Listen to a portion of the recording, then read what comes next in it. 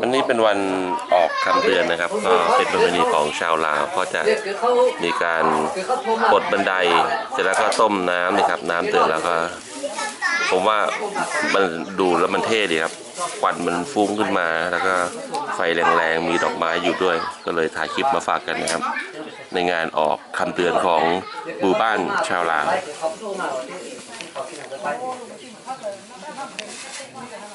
ก็จากสมุนไพรนะ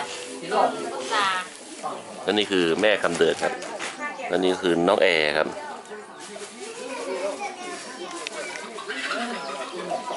แล้วก็นู่นคือประเพณีบายสีของแม่คำเตือนครับที่ตรงนู้นเดี๋ยวก็คงจะเริ่มขึ้นเขาก็เตรียมสายสิญจน์ไว้สำหรับผูกนะครับ